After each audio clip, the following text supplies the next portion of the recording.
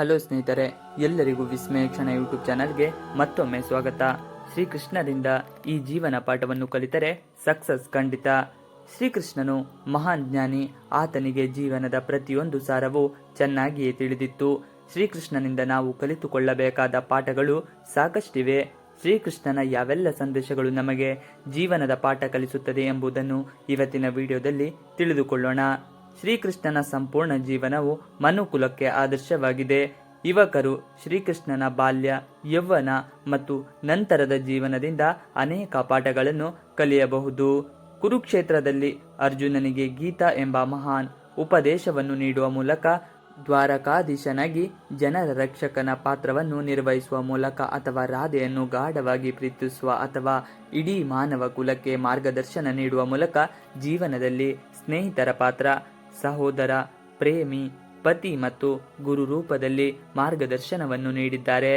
ಇಂದು ಈ ವಿಡಿಯೋದಲ್ಲಿ ಶ್ರೀಕೃಷ್ಣನಿಂದ ಕಲಿಯಬೇಕಾದ ಯಶಸ್ಸಿನ ಸೂತ್ರಗಳನ್ನು ನೋಡಿಕೊಳ್ಳೋಣ. ಮೊದಲನೇದಾಗಿ, ನಿಜವಾದ ಮತ್ತು ಒಳ್ಳೆಯ ಸ್ನೇಹಿತರಾಗಿ. ಕಷ್ಟದ ಸಮಯದಲ್ಲಿ ಪಾಂಡವರನ್ನು ಬೆಂಬಲಿಸುವ ಮೂಲಕ, ಕಠಿಣ ಸಂದರ್ಭಗಳಲ್ಲಿ ನಿಮ್ಮನ್ನು ಬೆಂಬಲಿಸುವ ಸ್ನೇಹಿತರು ಮಾತ್ರ ಒಳ್ಳೆಯವರು ಎಂದು ಶ್ರೀಕೃಷ್ಣರು ಸಾಬೀತುಪಡಿಸಿದರು.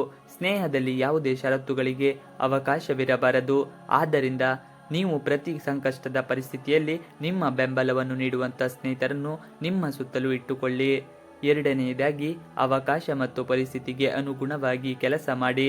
ಶ್ರೀಕೃಷ್ಣರು ಪ್ರತಿಯೊಂದು ರಂಗದಲ್ಲೂ ಕ್ರಾಂತಿಕಾರಿ ವಿಚಾರಗಳಿಂದ ಶ್ರೀಮಂತರಾಗಿದ್ದಾರೆ. ಅವರು ಎಂದಿಗೂ ಯಾವುದೇ ಸ್ಥಿರ ಮಾರ್ಗವನ್ನು ಅನುಸರಿಸಲಿಲ್ಲ. ಅವರು ತಮ್ಮ ಪಾತ್ರವನ್ನು ಸಂದರ್ಭಕ್ಕೆ ತಕ್ಕಂತೆ ಬದಲಾಯಿಸಿದರು ಮತ್ತು ಅರ್ಜುನನ ಸಾರಥಿಯಾಗಲು ಹಿಂಜರಿಯಲಿಲ್ಲ.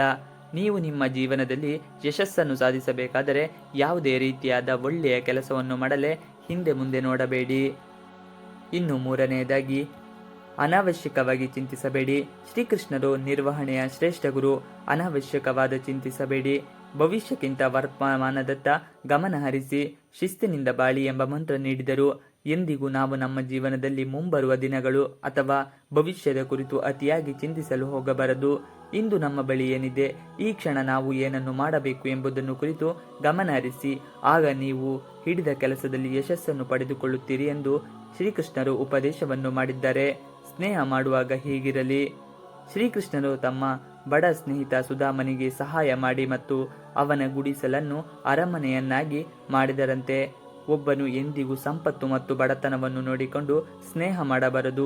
ಸ್ನೇಹವನ್ನು ಸತ್ಯ ಮತ್ತು ಪ್ರಾಮಾಣಿಕತೆಯಿಂದ ಕಾಪಾಡಿಕೊಳ್ಳಬೇಕು. ತನ್ನ ಸ್ನೇಹಿತ ಹೇಗೆ ಇದ್ದರೂ ಆತನನ್ನು ಒಪ್ಪಿಕೊಳ್ಳಬೇಕು. ಆತನ ಕಷ್ಟಕ್ಕೆ ನೆರವಾಗಬೇಕು. ನಿಮ್ಮ ಬಳಿ ಎಲ್ಲವೂ ಇದ್ದರೆ ಅದನ್ನು ಅವನೊಂದಿಗೆ ಹಂಚಿಕೊಳ್ಳುವಂಥ ಉತ್ತಮ ಸ್ನೇಹವನ್ನು ಹೊಂದಿಕೊಳ್ಳಬೇಕು. ಇನ್ನು ಐದನೆಯದಾಗಿ, ರಾಜತಾಂತ್ರಿಕೆಯನ್ನು ಕಲಿತುಕೊಂಡಿರಿ. ಏಕೆಂದರೆ ನೇರ ಮಾರ್ಗದ ಮೂಲಕ ವಿಜಯವನ್ನು ಸಾಧಿಸಲು ಕೆಲವೊಮ್ಮೆ ಸಾಧ್ಯವಾಗದೇ ಇರಬಹುದು. ಅಂತಹ ಪರಿಸ್ಥಿತಿಯಲ್ಲಿ ರಾಜತಾಂತ್ರಿಕತೆಯನ್ನು ಗಮನದಲ್ಲಿಟ್ಟುಕೊಂಡು ಕೆಲಸ ಮಾಡಬೇಕು. ಆದ್ದರಿಂದಲೇ ಶ್ರೀಕೃಷ್ಣರು ಮಹಾನ್ ರಾಜತಾಂತ್ರಿಕ ಎಂದು ಕರೆಯುತ್ತಾರೆ. ಇವಿಷ್ಟು ಇವತ್ತಿನ ವಿಡಿಯೋ. ಈ ವಿಡಿಯೋ ನಿಮಗೆ ಇಷ್ಟ ಆದರೆ please like, share and subscribe ಮಾಡಿ. ನೀವಿನ್ನು ನಮ್ಮ ಯೂಟ್ಯೂಬ್ ಚಾನಲ್ಗೆ ಸಬ್ಸ್ಕ್ರೈಬ್ ಆಗಿಲ್ಲ ಅಂದರೆ ಬೇಗ ಸಬ್ಸ್ಕ್ರೈಬ್ ಮಾಡಿಕೊಳ್ಳಿ. ನಾವು ಹಾಕುವಂಥ ಎಲ್ಲ ವಿಡಿಯೋಗಳು ನಿಮಗೆ ನೋಟಿಫಿಕೇಶನ್ ಮುಖಾಂತರ ದೊರೆಯುತ್ತದೆ. Thanks for watching video.